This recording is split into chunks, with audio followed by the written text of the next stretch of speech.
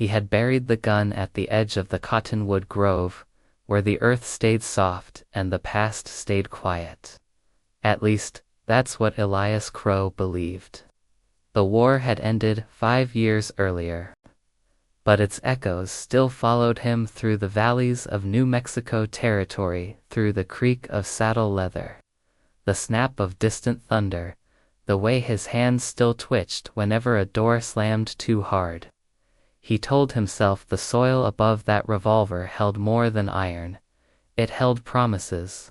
It held forgiveness. Elias lived alone in a one-room cabin, a mile outside the frontier town of Red Willow. The cabin leaned slightly west, like a tired man bracing against the wind. Each morning he rose before dawn, brewed coffee over a small fire, and watched the sun climb the plains. He spoke to no one unless spoken to. He worked odd jobs mending fences, breaking horses, hauling freight, never staying long enough anywhere to grow roots. That was by design. Red Willow was the kind of town that looked temporary even while it stood. A dusty main street, a saloon with a piano missing 3 keys, a church with a bell cracked down the middle. Folks came and went, carrying grief like a second shadow. Elias fit right in by staying apart. The only one who ever looked at him longer than a passing glance was Clara Whitmore. She was the widow. Her husband had been shot to Winter's back, caught between a pair of feuding ranchers. Wrong place, wrong loyalty. Clara was left with a small ranch at the edge of town and a boy named Samuel, no older than 9. The town helped at first meals, firewood, prayers, but help grows thin when survival grows hard. Elias noticed her because she never asked. He first saw her at the general store, struggling with a sack of grain nearly half her size. He took it from her without a word and carried it to her wagon. She thanked him softly. Their eyes met only once, but something passed between them, recognition, maybe.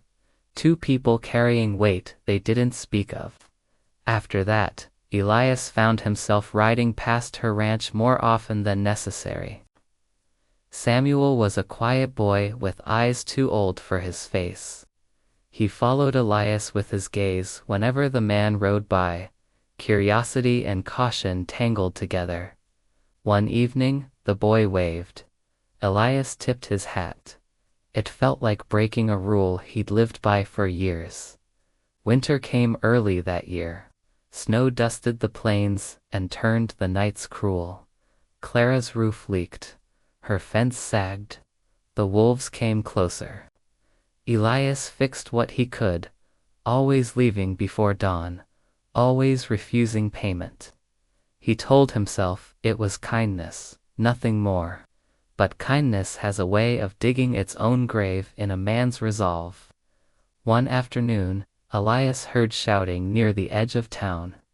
3 riders had come in fast, dust-covered, hard-eyed men with pistols worn smooth by use, outlaws. Their kind always found Red Willow sooner or later. They drank hard at the saloon, laughed louder than necessary, and stared too long at people who looked away. Elias sat in the corner, back to the wall, hands steady around a cup of black coffee. He could feel the buried gun like a ghost under his skin. One of the men leaned close to another and spoke a name Elias hadn't expected to hear. "Widow Whitmore's got a fine little spread," the man said. "Boy's worth something too." Elias stood so suddenly his chair scraped the floor. The saloon went quiet for half a breath. Elias felt every eye on him, measuring, remembering. He said nothing. He simply walked out into the cold. That night, snow fell thick and heavy. Elias lay awake in his cabin, staring at the ceiling as memories pressed in, screams, smoke, the weight of a gun in his hand. He told himself it wasn't his fight. He told himself he'd buried that life. By morning, Clara's ranch was silent, too silent. Elias rode hard through the snow, heart pounding louder than the wind. He found the gate broken, the door to the house hanging open. Inside, furniture lay overturned. A single candle burned low on the table, wax spilled like tears. Clara sat on the floor, back against the wall, her hands shaking. "He's gone," she whispered before Elias could speak. They took him. Elias knelt beside her, unsure what to do with his hands. She pressed Samuel's scarf into her chest, breathing like she might break apart if she let go. "They said if I followed, they'd kill him," she said. "They said he was payment." The room felt smaller with every word. Elias closed his eyes. For 5 years, he had run from the man he used to be, from the blood, from the choices that could not be undone. He had buried the gun and believed the ground would keep his past from breathing. But as he looked at Clara at the hollow, where hope had been, he understood something the war had never taught him. Peace is not the absence of violence. Sometimes it is the courage to stand back up.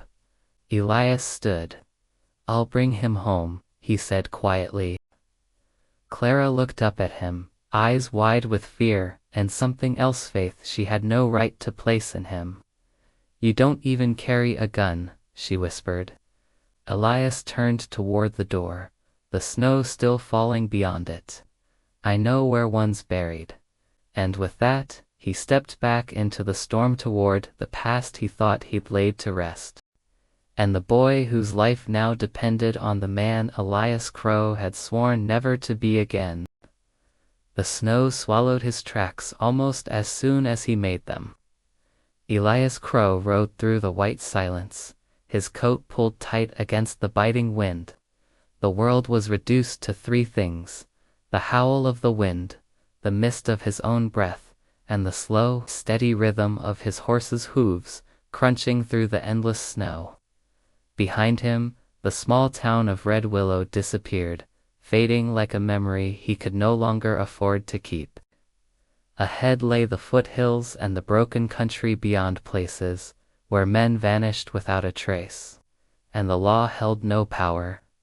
He was tracking the outlaws by instinct as much as by any physical sign.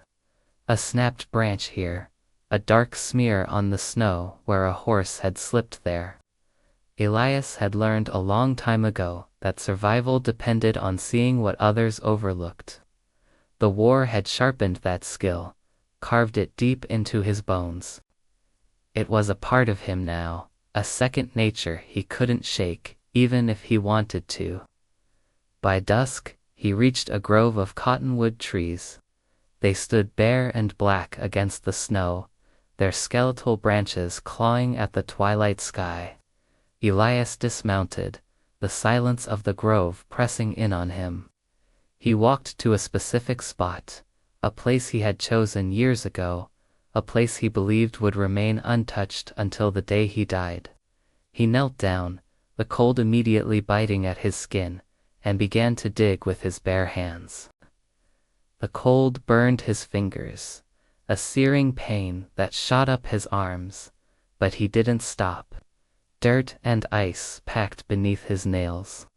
With every scoop of frozen earth, memories pressed in, men shouting orders, the deafening thunder of gunfire, the sharp, metallic smell of blood mixed with burned powder.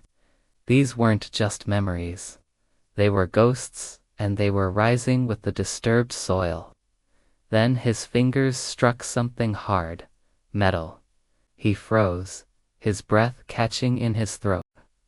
For a long, heavy moment, Elias simply stared at the object half buried in the dirt.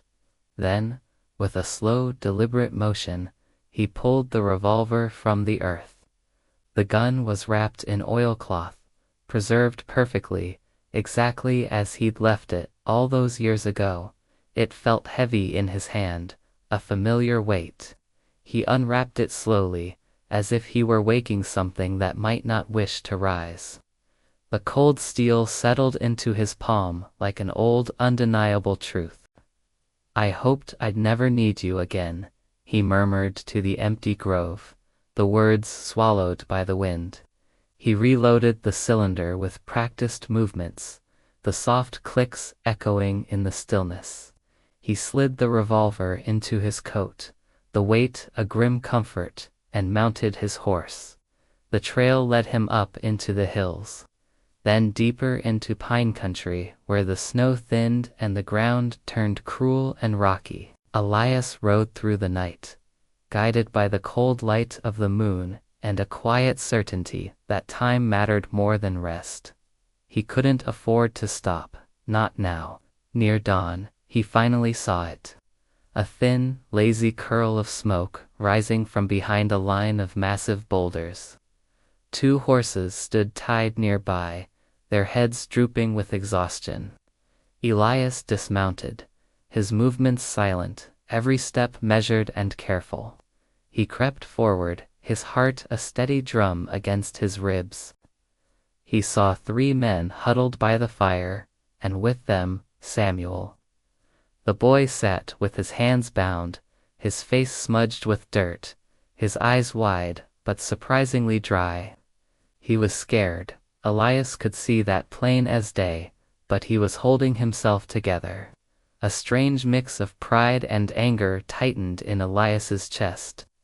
The outlaws spoke carelessly, their voices loud in the morning quiet, certain of their safety. "Town'll pay," one of them said with a gravelly laugh. "That widow will sell that land before she lets the kid die." Another one chimed in. "Or someone will." Elias didn't give them the chance to say another word. The first shot shattered the morning silence. One man fell backward onto the snow, a look of pure surprise frozen on his face.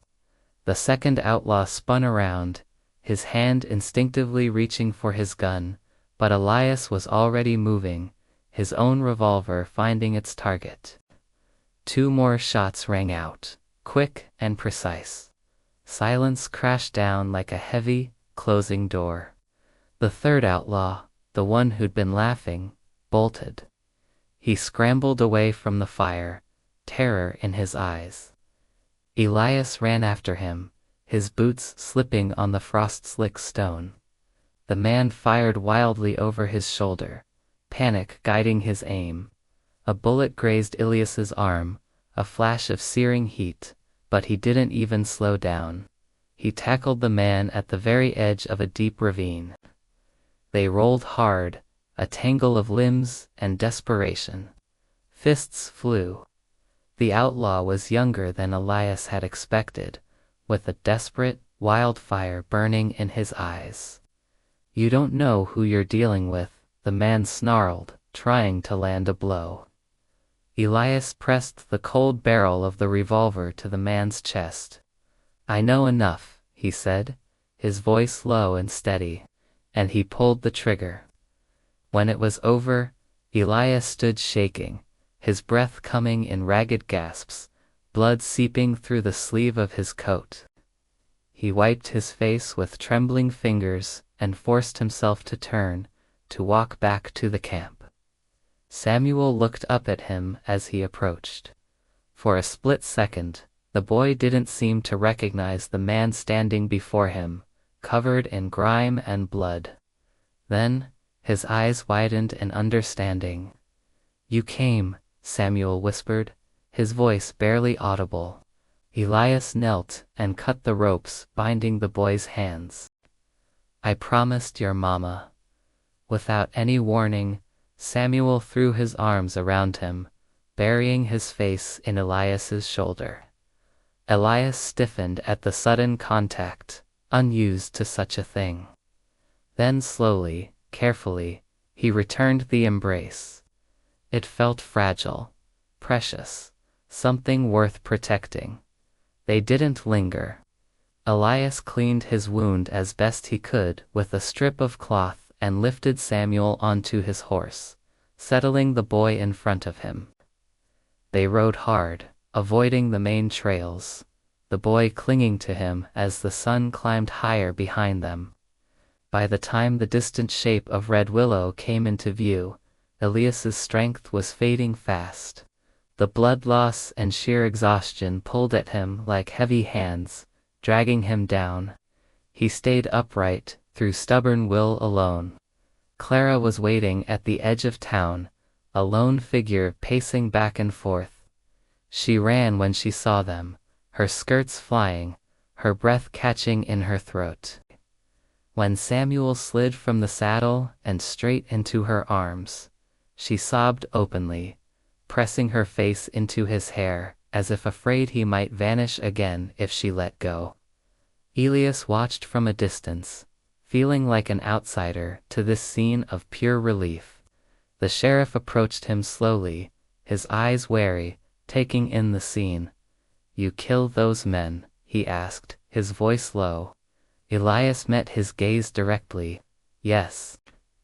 The sheriff studied the blood staining Elias's sleeve, the grip of the gun still visible at his side, and the quiet boy clinging to his mother. He looked back at Elias and seemed to make a decision. "Then I didn't see a thing," he said at last. Elias just gave a single, slow nod. As Clara held her son, she looked up at Elias, her eyes swimming with tears. Gratitude flooded her face, followed quickly by alarm when she saw his wound properly. "You're hurt," she said, her voice filled with concern. "I'll be fine," he replied, but even as he spoke, the world tilted violently. Darkness rushed in at the edges of his vision. The last thing Elias felt was the warmth of hands catching him as he fell, and the sound of Clara's voice, calling his name like a prayer. Thank you for watching. If this story moved you, please consider liking this video and subscribing to our channel for more tales from the frontier. We'll see you in the next one.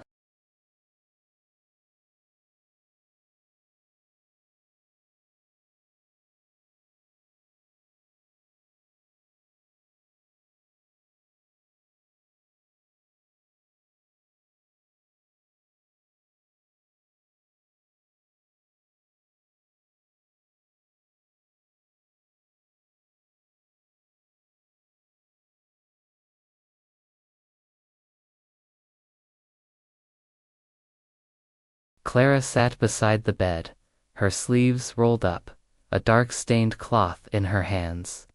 Looking at her up close, Elias noticed things he hadn't before.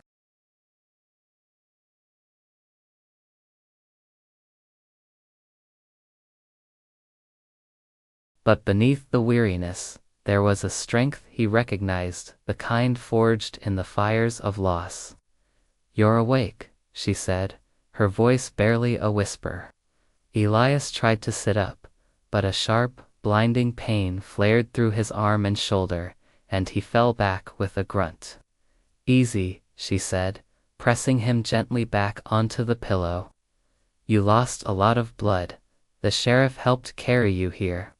He said it was time you rested somewhere kinder than a dirt floor." Elias swallowed, his throat dry. "The boy?" he managed to ask.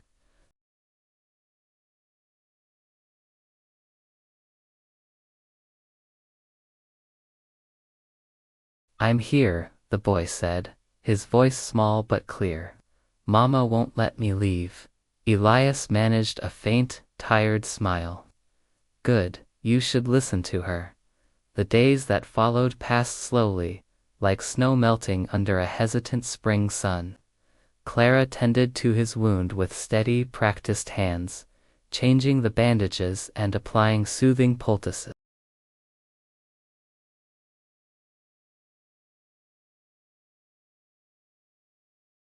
and filling the quiet hours with stories from town. His youthful energy, a stark contrast to Elias's heavy stillness. Elias himself spoke little. He had never been good at staying still, at being idle.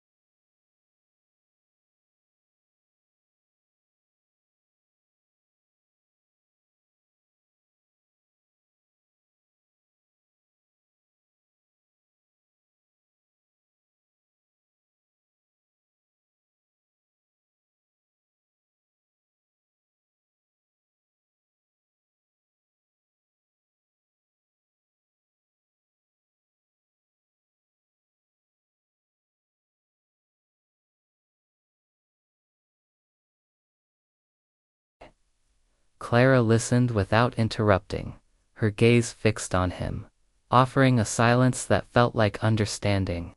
But when they took him, Elias continued, his voice roughening with a raw emotion he couldn't hide.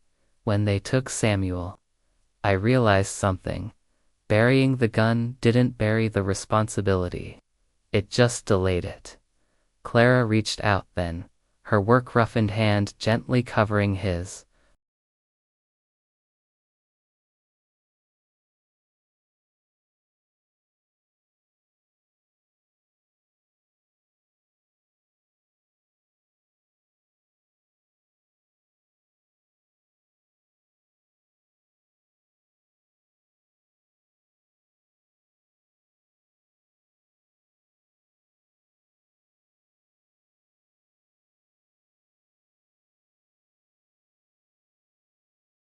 He felt that maybe he could too slowly, imperfectly. That morning, the sheriff arrived, his face grim. We got word, he said, not bothering with pleasantries. Those outlaws you dealt with, they had friends.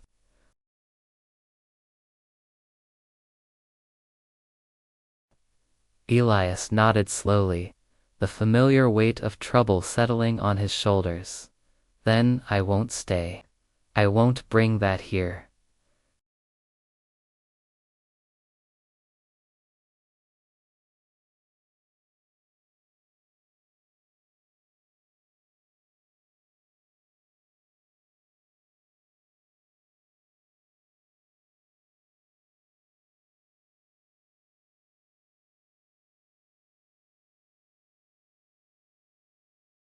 And I'm done being afraid.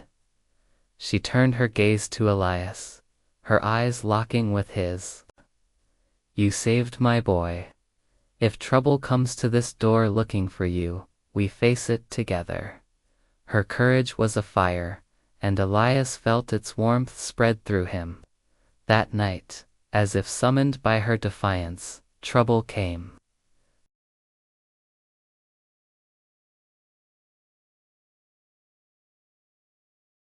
The faint glint of moonlight on steel confirmed their intent.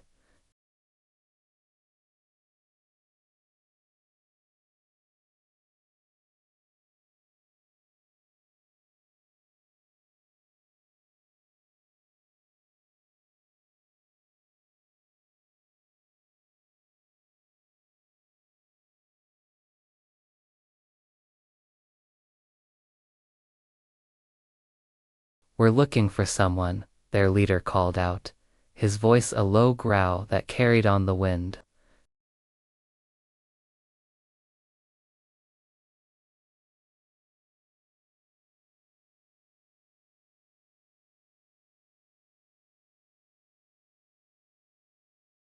The standoff felt endless.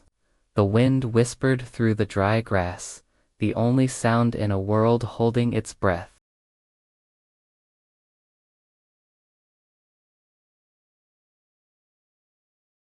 The leader of the riders smirked, a cruel twist of his lips.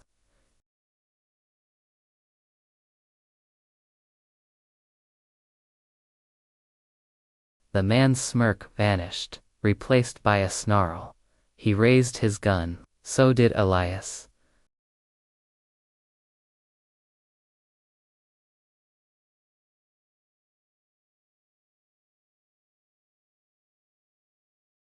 Their leader was bleeding in the dirt, his surprise turning to agony. Elias stood trembling, but upright. A fresh wave of pain bloomed anew in his wounded arm, but he was alive. He had protected this home. Moments later, the sheriff and a group of armed townsfolk arrived, drawn by the sound of gunfire. But this time, no one looked away from him.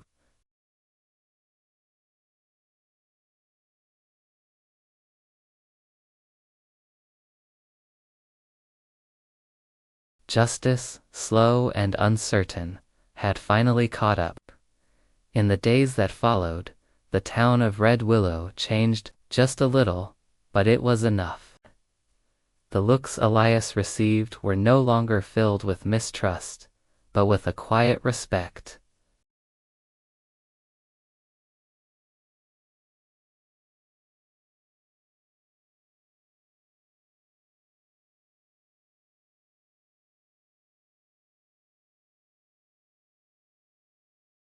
But how to listen to the land, to read the signs in the sky and the tracks on the ground.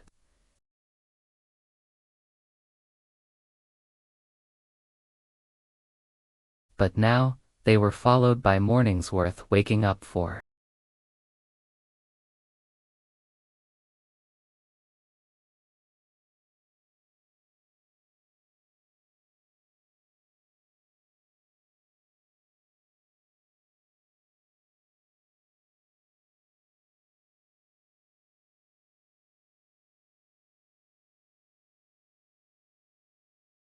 Are you my PA now? The boy's voice was small, hopeful. Elias knelt beside him, looking into his earnest eyes. He chose his words carefully, the most important words he'd ever spoken. I can be, he said softly. If that's what you want. Samuel didn't need to answer. He just nodded and threw his arms around Elias's neck, hugging him tight. From the porch, Clara watched them, tears shining in her eyes, a smile gracing her lips. Elias never reburied the gun. He cleaned it, oiled it, and locked it away in a wooden box. It wasn't a reminder of the man he was forced to be in the war. It was a reminder of the man he chose to become now.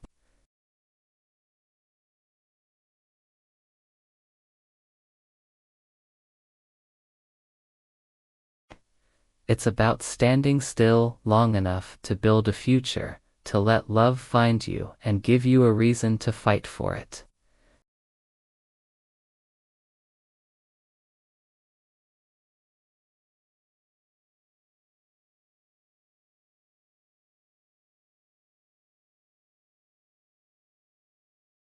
Thanks for watching.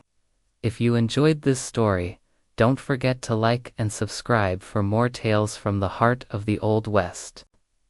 Years later, folks in Red Willow would argue about the moment Elias Crow truly laid the war to rest. Some said it was the night he faced down the last of the outlaws and lived.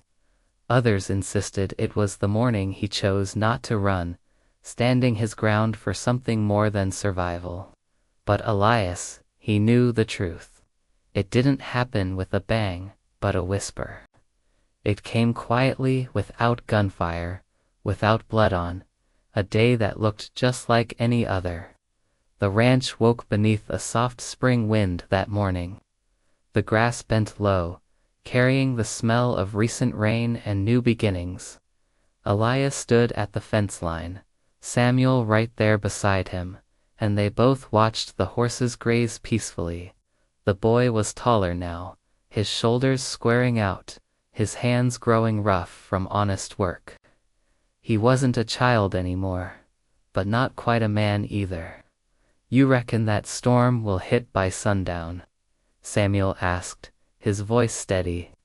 Elias studied the horizon, reading the clouds the way he'd once learned to read danger in a man's eyes.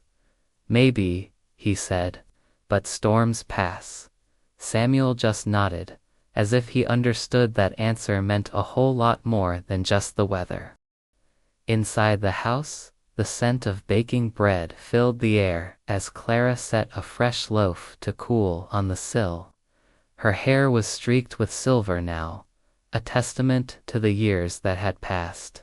But her eyes held a profound peace, the kind Elias had never seen in her before. It was the kind of peace that only comes after fear finally loosens its grip for good. That afternoon, a lone rider appeared on the distant trail. Elias felt it before he really saw it, that old, familiar tightening in his chest. It was a phantom feeling, a ghost of a habit forged in a lifetime of watching his back. He instinctively rested a hand on the fence post, grounding himself in the here and now.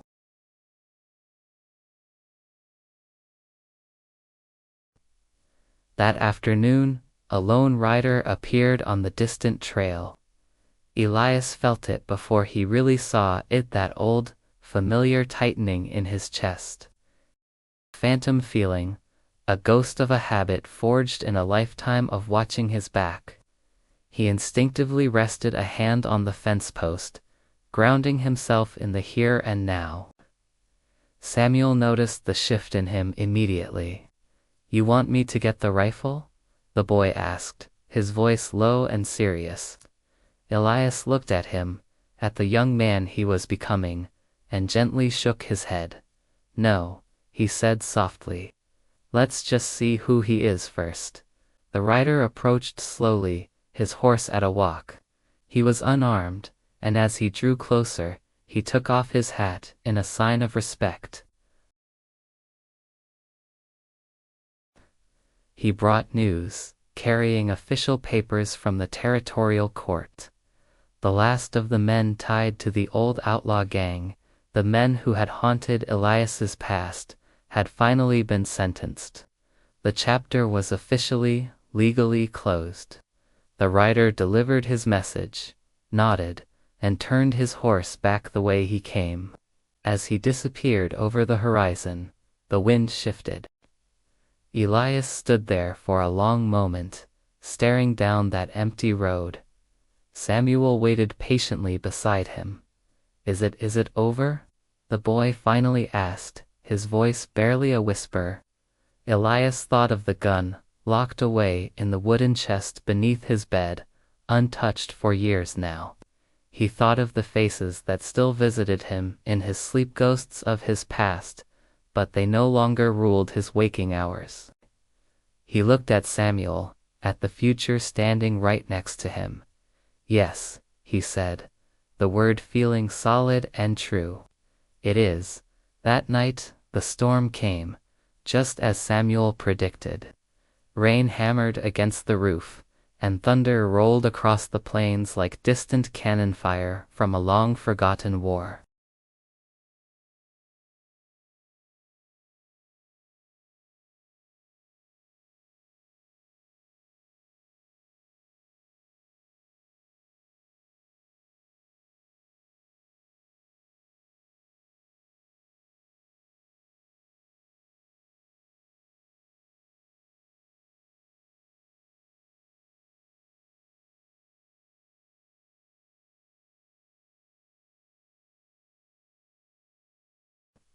From the doorway of their bedroom, Clara watched them, her heart full of a quiet, overwhelming love that still surprised her sometimes.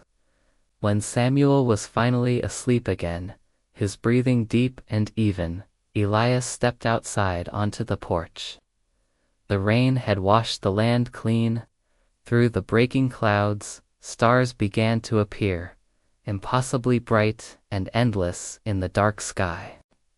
He walked out to the old cottonwood grove at the edge of his property, the very same place where he had once buried his gun, foolishly believing that peace was something you could hide underground.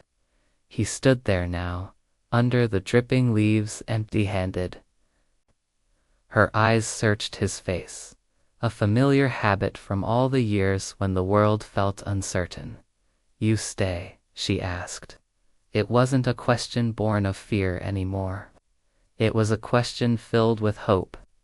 Elias looked at her, at the quiet strength in her face. He took off his hat and set it on the table. He sat down. He let the peaceful silence of the morning settle around them.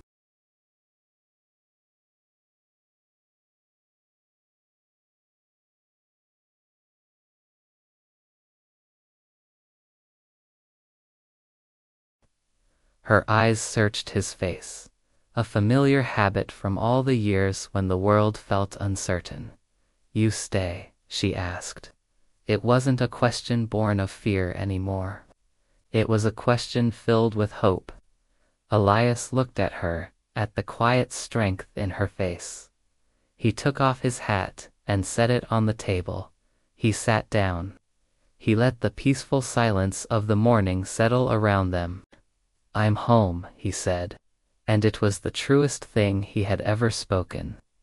Years later, when Elias Crow was finally laid to rest beneath a sky as wide and open as mercy itself, Samuel stood tall beside Clara. He looked out at the faces of the townspeople, the community his father had fought to protect, and he told them a simple truth. "He taught me that a man isn't measured by the lives he's taken," Samuel said, his voice steady and strong, carrying across the quiet cemetery, "but by the ones he chooses to protect." The wind picked up those words and carried them out across the plains, over the hills and through the canyons.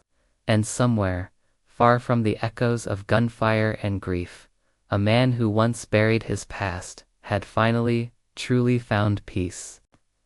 Not because he forgot who he had been, but because he chose, every single day, to become someone better.